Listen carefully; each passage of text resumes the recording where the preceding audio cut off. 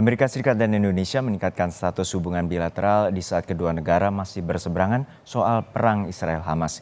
Kesamaan dan perbedaan kedua negara menjadi sorotan dalam lawatan Presiden Jokowi ke Amerika Serikat dan pertemuannya dengan Presiden Joe Biden di Gedung Putih. Selengkapnya dilaporkan oleh tim VOA dari Washington DC. Pertemuan bilateral antara Presiden AS Joe Biden dan Presiden Indonesia Joko Widodo berlangsung selama kurang dari 1,5 jam di Gedung Putih.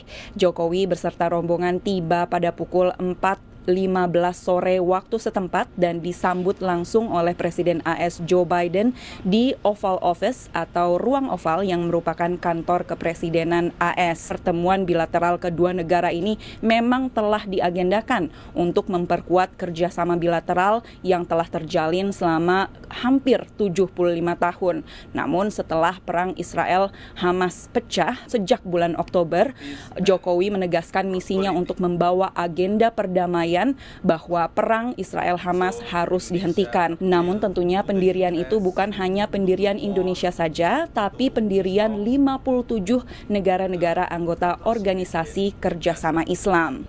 Ceasefire is a must for the sake of humanity. Terlepas dari isu perang Israel-Hamas, AS dan Indonesia mengumumkan peningkatan status kerjasama bilateral menjadi Comprehensive Strategic Partnership atau kemitraan komprehensif strategis. Status ini telah dimiliki oleh Indonesia dan Tiongkok serta AS dengan Vietnam.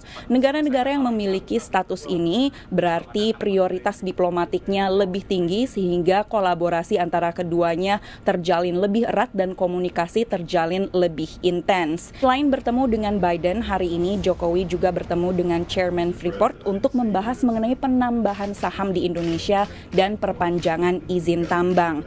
Di samping itu, di Kedutaan Besar Republik Indonesia terdapat sejumlah kerjasama yang ditandatangani dalam bidang transfer teknologi kesehatan, kedirgantaraan, kawasan industri, dan juga panel surya.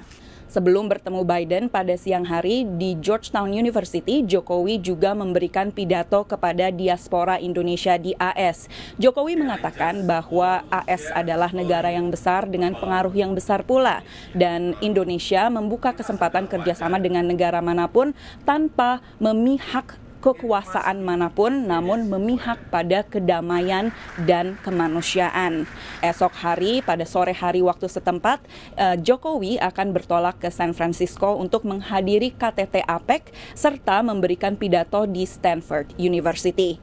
Dari Washington DC, Valdia Baraputri dan tim VOA.